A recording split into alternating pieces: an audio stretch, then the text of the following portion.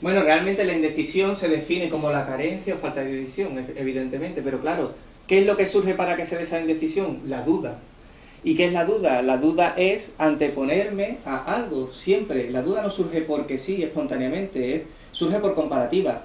Yo estoy comparando mi momento presente con mi pasado y estoy tratando de evitar algo en el futuro o de conseguir algo, lo que decíamos antes. Entonces, desde esa comparativa de evitar o conseguir algo, de esa marcación de objetivos, es donde surge la duda. ¿Qué es lo que puedo hacer para llegar a donde se supone que tengo que llegar? Porque donde estoy no está bien o no es suficiente. Y es desde ese punto de vista carente donde surge la indecisión, porque tengo que llegar a un punto concreto que me aleje del momento que me hizo sufrir en el pasado. Digamos que desde pequeñitos, cuando vamos educándonos y vamos percibiendo las normas sociales, hay dos opciones: que entendamos la norma y comprendamos que hay unas ciertas normas de conductas, etcétera, etcétera, y que no nos sintamos por ello, digamos, condicionados al pensar que estamos fuera de esa norma. O dos, que no entendamos por qué esa norma se nos impone y, por ende, asociemos que ser nosotros es ser diferente al resto. Porque cuando somos niños, los niños no entienden por qué tienen que ir a la guardería si no se les explica. Pueden entender que los están abandonando, pueden entender que los padres no quieren pasar más tiempo con ellos. Los niños no tienen que entenderlo con nuestro lenguaje. Por eso es muy importante que en nuestros sistemas de creencia seamos capaces también de transmitir esa norma sin limitar lo que es la propia expresión de cada individuo. Yo puedo ser yo mismo y teniendo un comportamiento respetuoso de cara a los demás. No significa que ser espontáneo sea hacer el cafre, ¿no? Como se suele decir, ponerme aquí en plan, venga, que es lo que generalmente asociamos. Creemos que la espontaneidad y permitirnos ser nosotros mismos es ser, vamos, es ser gilipollas, hablando claro. Hablando claro. Y bueno, es verdad que un poquito gilipollas a veces somos, pero no necesariamente es eso, porque siempre nuestra personalidad aprendida, ese ego, nos va a acompañar en el camino de la vida, ¿vale? La clave también está en la intencionalidad. Cuando yo estoy siendo yo, sí, me permito expresiones que antes no me permitía, pero no implica que yo vaya a faltar al respeto a la persona que tengo delante. Es una conjugación entre espontaneidad y también el ego, es lo que decíamos, no podemos vivir sin esa otra cosita que es el ego, que tanto rechazamos, porque forma parte de nuestra experimentación humana. El ego también está ahí, pero no lo tenemos que rechazar, tenemos que conjugarlo con nuestra espontaneidad. Y nunca va a salir algo negativo realmente para nadie desde ese punto de vista, porque no va a haber una intención, lo que decía antes, no va a haber una intención de dañar o de perjudicar a alguien. Si se da, pues sí, se puede dar, pero es que eso a lo mejor es lo que le toca a esa persona para comprender algo de su vida. Si vamos poniendo alfombras rojas a todo el mundo, le estamos haciendo realmente un flaco favor, porque después no sabe desenvolverse por sí mismo en la vida.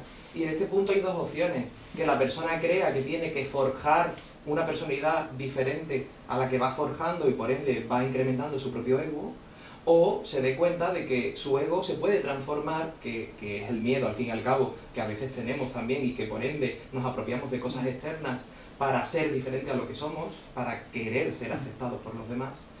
Claro, ¿qué ocurre? Pues que llega un punto donde ese ego se puede transformar en mi sabiduría de vida, en mi conocimiento de vida.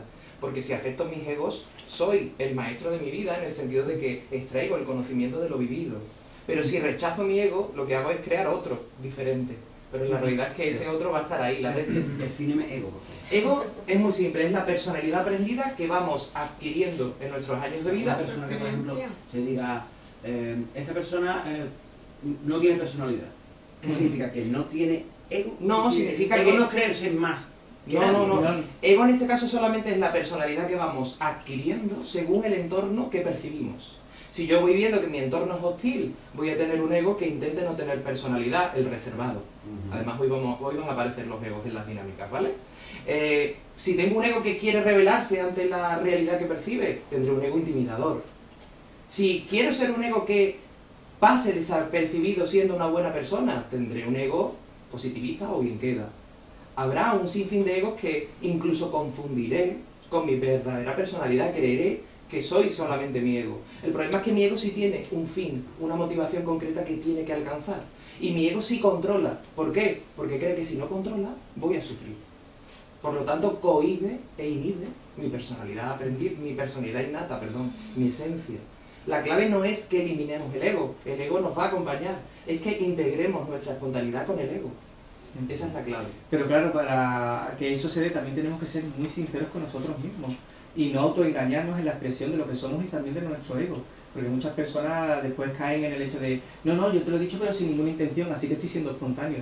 Claro. No, mira detrás qué es lo que hay, si realmente no había intención. Tenemos que ser muy sinceros a la hora de ver lo que se está expresando en nuestro día a día. Desde la sinceridad sí podemos comprender cuando realmente estamos dejándonos llevar por la identificación y cuando estamos siendo espontáneos. El problema es que al ego, cuando escucha o cuando siente que no tiene nada que conseguir, se pierde.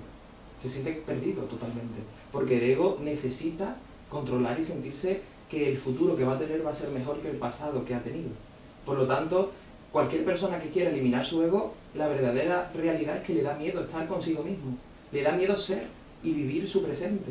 Porque eso significaría olvidar su pasado, o mejor dicho, aceptar su pasado, y no tener que luchar en contra del pasado.